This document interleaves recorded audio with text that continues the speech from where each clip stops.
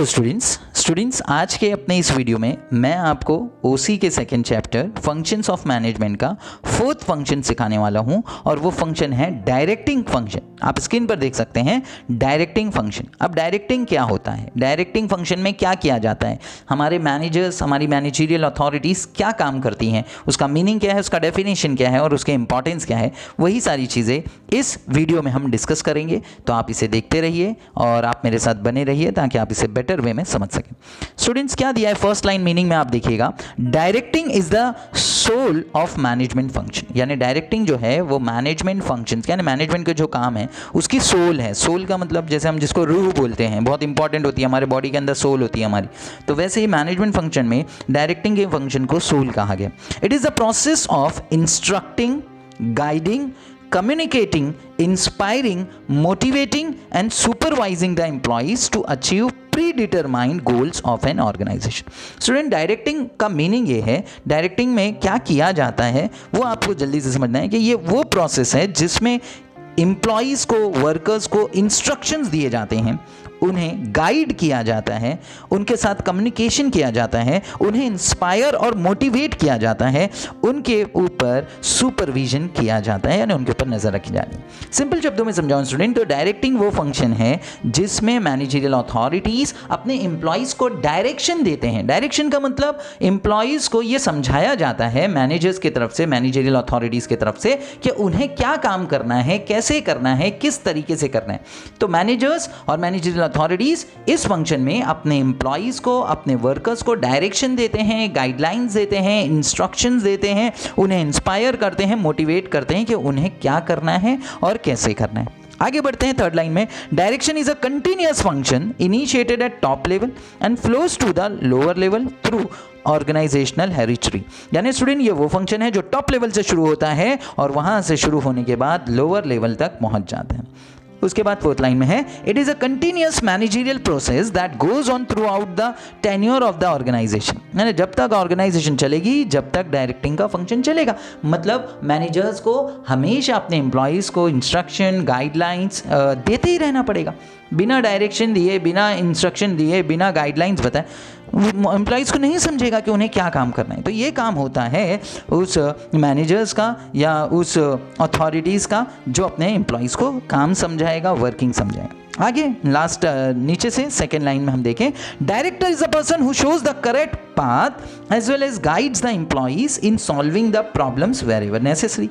Director वो person होता है जो लोगों को, एम्प्लॉयज़ को यानी पाथ दिखा दे, उन्हें ये समझा दे कि उन्हें क्या काम कैसे करना है, किस तरीके से उन्हें चलना है, किस तरीके से काम करना है, किस तरीके से अपनी ड्यूटीज़ को निभाना है और अगर कभी कोई प्रॉब्लम आ जाए तो उस प्रॉब्लम को कैसे सॉल्व करना है। ये काम डायरेक्टर का है यानी मैनेजर्स का या मैनेजरियल अथॉरिटीज़ का है, हमारे इस कॉन्सेप्ट से related. Last line, a few philosopher call direction as life spark of an enterprise. Student याद रखिएगा इस फंक्शन को यानी डायरेक्टिंग के फंक्शन को बहुत सारे फिलोसफर ने कहा है life spark of an enterprise, यानी ये बहुत ही स्पार्किंग फंक्शन है जो इंटरप्राइज में देखा गया। अब स्टूडेंट्स डायरेक्टिंग का फंक्शन तो आप उसके मीनिंग को तो समझ ही गए होंगे कि ये वो फंक्शन होता है जिसमें हमारे एम्प्लॉयज़ को इंस्ट्रक्शंस दिए जाते हैं, गाइडलाइंस दिए जाते हैं, उन्हें डायरेक्शन दिया जाता है, उन्हें समझाया जाता है कि उन्हें कौन से काम कर रहे हैं, कैसे करने हैं, किस तरह से उन्हें गोल और एम्स को अचीव करना है।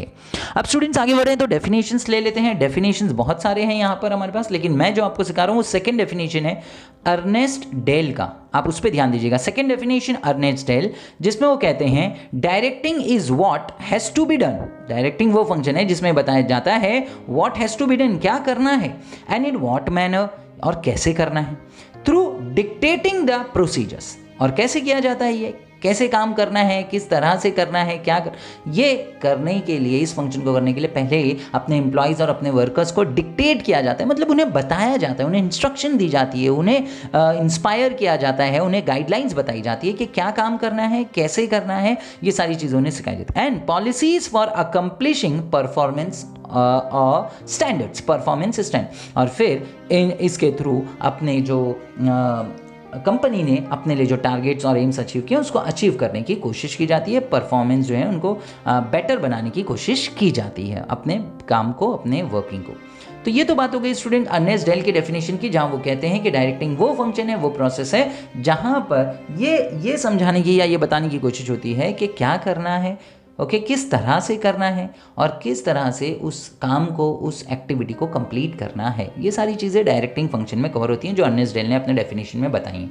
आगे बढ़ते हैं स्टूडेंट्स और ले लेते हैं importance of directing. As directing, importance of directing बहुत इंपॉर्टेंट फंक्शन है जैसे मैंने आपको बताया। तो यहाँ पर हम लोगों को डायरेक्टिंग के बहुत सारी पार्ट दिए जाएंगे इंपॉर्टेंस से रिलेटेड। तो हम जल्दी से हम ले लेते हैं। मीनिंग पार्ट मैंने ऑलरेडी बता दिया है, तो मैं ऊपर का on the basis of the above definition importance of directing can be stated as follows. तो मैं जल्दी से लेता हूं। First point, initiate actions. Student initiate मतलब ये वो फंक्शन है जिसके बाद एक्शन लिए जा पाते हैं या एक्शन लिए जाते हैं। जैसे मैनेजर्स ने जब अपने वर्कर्स को बता दिया कि आपको ये काम करना है, इस तरह से करना है, तो उसके बाद जो एम्प्लॉयज़ होंगे वो अपने मैनेजर की बातों को सुनकर, उनके गाइडलाइंस और इंस्ट्रक्शन को सुनकर वो अपना काम शुरू कर देंगे, मतलब एक्शन करना शुरू कर देंगे। तो इस फंक्शन के बारे में कहा गया कि ये इनिशिएट एक्शन वाला फंक्शन, इसलिए फर्स्ट लाइन में बोला है direction is the function which supports to activate the plans with the help of employees. Yes, आप अपने एम्प्लॉयज को गाइडलाइंस दे दो, इंस्ट्रक्शन दे दो और बता दो कि उन्हें क्या करना है, वो अपना काम स्टार्ट कर देंगे। इसी तरह थर्ड लाइन में जो बोला है स्टूडेंट वो देख ली, सेकंड लाइन में जो बोला है पहले वो देखिए, proper instructions are given to subordinates while completing their assignment. आपको अपने एम्प्लॉइज को प्रॉपर एक्यूरेट इंफॉर्मेशन देना पड़ेगा, क्योंकि अगर मैनेजर्स गलत इंस्ट्रक्शन दे देंगे या तो इनकम्प्लीट इंफॉर्मेशन और मतलब इंफॉर्मेशन अपने सबऑर्डिनेट्स और एम्प्लॉइज को देंगे तो शायद काम खराब हो जाएगा, इसलिए प्रॉपर इंस्ट्रक्शन देना जरूरी। Last, the managers direct the subordinate about what to do, how to do, when to do and also to see their instructions are properly followed. Managers को देखना चाहिए कि जो डायरेक्शन एम्प्लॉइज को दिया गया है, काम कैसे करना है, किस तरीके से करना है, कब करना है, वो काम उसी तरीके से उनके एम्प्लॉइज करते रहें। तो ये पहला पॉइंट, इनिशिएट एक्शन। आगे बढ़ते हैं स्टूडेंट और सेकेंड पॉइंट में ले लेता हूं स्क्रीन पर आपके सामने, और वो है integrates efforts. Student integrates efforts में मतलब सभी की एफर्ट्स को कंसीडर करना पड़ेगा, इसीलिए यहां पर फर्स्ट लाइन में पहले बोला है communication is one of the element of direction, it helps in integrating the efforts of all the employees and departments which results in achievement of organisational goals. Students, communication एक वो element है direction का जो बहुत important माना जाता है, बहुत इंपॉर्टेंट, मतलब बिना बातचीत किए डायरेक्टिंग फंक्शन कंप्लीट ही नहीं हो सकता, क्योंकि जब तक मैनेजर कम्युनिकेट नहीं करेगा, एम्प्लॉइज को बताएगा ही नहीं कि उन्हें क्या करना है, कैसे करना है, किस तरह से करना है, तो देयर इज मतलब बहुत कंफ्यूजन होगा स्टूडेंट। इसीलिए सेकेंड लाइन के लास्ट में बोला integration of efforts is possible through persuasive leadership and effective communication towards the accomplishment of organisational goal. तो अच्छी कम्युनिकेशन रखना होगा, अच्छी लीडरशिप रखना होगा, प्रॉपर डायरेक्शन और गाइडलाइंस एम्प्लॉइज को देने होंगे ताकि वो अपने काम को प्रॉपर वे में कंप्लीट कर सकें।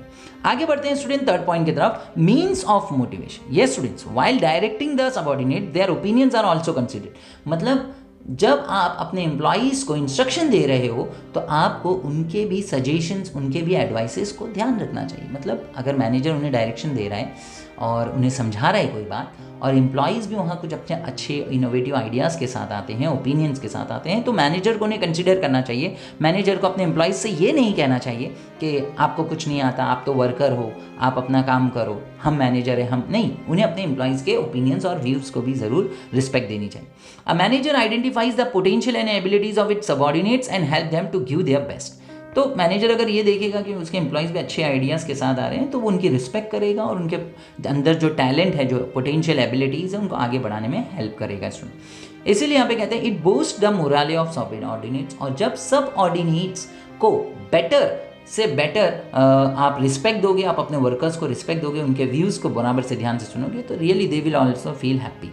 स्टूडेंट्स आगे बढ़ते हैं, प्रोवाइड स्टेबिलिटी। स्टूडेंट्स अगर डायरेक्शन का प्रोसेस प्रॉपरली किया जाए, अच्छे से किया जाए, तो ये देखने में आता है कि इन डायरेक्शन के मतलब फंक्शन को प्रॉपर करने की वजह से एक अच्छा बैलेंस मेंटेन हो जाता है, एक स्टेबिलिटी मेंटेन हो जाती है वेरियस डिपार्टमेंट के बीच में। जैसे आप जानते हैं प्रोडक्शन डिपार्टमेंट होता है ऑर्गेनाइजेशंस में, सेल्स डिपार्टमेंट होता है, फाइनेंस डिपार्टमेंट होता है, मार्केटिंग डिपार्टमेंट होता है, ऐसे अलग अलग डिपार्टमेंट्स होते हैं। तो इन सारे डिपार्टमेंट्स में एक बेटर स्टेबिलिटी बन जाती है क्योंकि सबके बीच में प्रॉपर कम्युनिकेशन होता है, सबको अपने अपने काम पता होते हैं, तो सब उसी तरह से काम करते रहते हैं।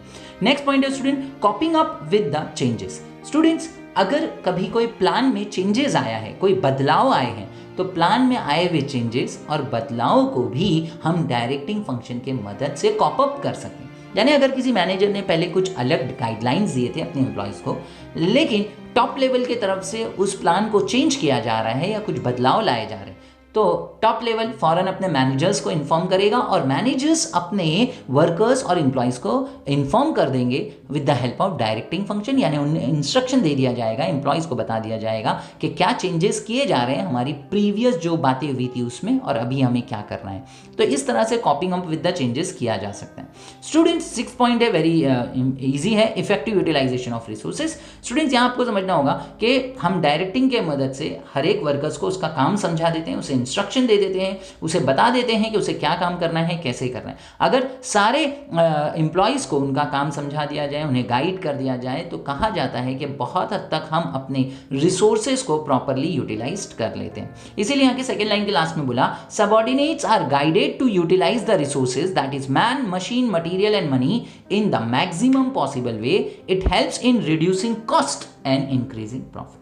मतलब ये उनके कॉस्ट को कम करने में और प्रॉफिट को बढ़ाने में बहुत हेल्प करेगा। कब? जब आप अपने वर्कर्स को प्रॉपर गाइडलाइंस दोगे, प्रॉपरली उन्हें सारे काम सिखा दोगे, तब ऐसा हो पाएगा, वरना तो फिर बहुत प्रॉब्लम क्रिएट हो सकते हैं। 7 पॉइंट लेंगे स्टूडेंट, और वो है हमारा creates team spirit. Student yes, directing function की मदद से हम अपने सबऑर्डिनेट्स, अपने वर्कर्स को मोटिवेट कर सकते हैं, उनके अंदर एक जोश ला सकते हैं। और अगर हम उन्हें मोटिवेट कर दें, उनके अंदर एक जोश ले आएँ, तो सारे के सारे हमारे वर्कर्स, एम्प्लॉयज़ एक टीम बनकर एक साथ में आकर अपने काम को परफॉर्म करेंगे, अपने टास्क को पूरा करेंगे, और उसके वजह से हमारी ऑर्गेनाइजेशन को अपने गोल्स अचीव करने में बहुत हेल्प मिलेगी, जो उन्होंने पहले से सोच के रखे थे। तो ये point number 7, creates team spirit. Next point पे आ जाते हैं स्टूडेंट्स, और वो है पॉइंट नंबर 8 जो हम आपके लिए ले रहे हैं अभी स्क्रीन पर, और वो है explores capabilities of individual. Directing function की मदद से आप अपने जो वर्कर्स हैं, जो एम्प्लॉयज हैं, उनके पोटेंशियल को, उनके अंदर के टैलेंट को इंप्रूव कर पाते हैं, उनके कैपेबिलिटीज को बेटर बना पाते हैं डायरेक्टिंग की मदद से। नेक्स्ट पॉइंट पे चलो स्टूडेंट्स, तो 9 पॉइंट है इंक्रीजेस एफिशिएंसी लेवल। स्टूडेंट्स ऐसे आप जानते हैं डायरेक्टिंग फंक्शन में क्या किया जाता है, इसमें एम्प्लॉयज़ को गाइडलाइंस दी जाती है, इंस्ट्रक्शन दिए जाते हैं, मोटिवेट किया जाता है। अगर ये सारी चीज़ें की जाएं, यानी एम्प्लॉयज़ को प्रॉपर गाइडलाइंस दिया जाए, इंस्ट्रक्शन दिया जाए, उन्हें मोटिवेट किया जाए, तो श्योरली ये होप है कि हमारे जो वर्कर्स और एम्प्लॉयज़ होंगे वो अपना बेस्ट टू बेस्ट परफॉर्मेंस देंगे, और जब वो बेस्ट परफॉर्मेंस देंगे यानी उनका एफिशिएंसी लेवल जो है वो बढ़ जाएगा, और इससे ऑर्गेनाइजेशन को भी बहुत हेल्प होगी अपने गुडविल को मेंटेन करने में। आगे बढ़ जाते हैं स्टूडेंट, और लास्ट पॉइंट ले लेते हैं जल्दी से, और वो है कोऑपरेशन का। स्टूडेंट कोऑपरेशन बहुत ज़रूरी होता है किसी भी ऑर्गेनाइजेशन में एक्टिविटीज़ को कंडक्ट करना। जितना अच्छा कोऑपरेशन होगा, एक दूसरे का सपोर्ट होगा, काम करना उतना ही आसान और ईजी हो जाता है। इसीलिए ये कहा गया कि डायरेक्टिंग का जो फंक्शन है वो टॉप लेवल से मिडिल लेवल और मिडिल लेवल से बॉटम लेवल तक आता है, यानी लोअर लेवल तक आता है। जितना अच्छा डायरेक्टिंग का फंक्शन होगा, मतलब जितने अच्छे से information, instructions, guidelines top level से मिडिल लेवल और मिडिल लेवल से लोअर लेवल तक के स्टाफ तक पहुंचेंगी, उतना ही स्मूथली उस ऑर्गेनाइजेशन में काम होगा। और जितना अच्छे से काम होगा तो हम ये कहेंगे कि गुड कोऑपरेशन हो रहा है उस ऑर्गेनाइजेशन में, और जब गुड कोऑपरेशन के साथ काम किया जाएगा तो श्योरली लास्ट लाइन में आपको बोला है हायर एफिशिएंसी लेवल अचीव होंगे, और जब लेवल ऑफ एफिशिएंसी अच्छी होगी, हायर होगी, तो श्योरली ऑर्गेनाइजेशन अपने गोल्स को अटेंड कर लेगी और बहुत ईजीली उस ऑर्गेनाइजेशन को अपना गुडविल मेंटेन करना आसान होगा। होप स्टूडेंट्स ये पार्ट भी आपको कंप्लीट हो गया होगा। तो यहाँ पर अपना वीडियो हम लोग स्टॉप करेंगे। तो अपना ध्यान रखिएगा, आप सभी अपने मम्मी पापा का भी ध्यान रखिए, अपने क्रिएटर को हमेशा याद रखते रहिए। God bless you.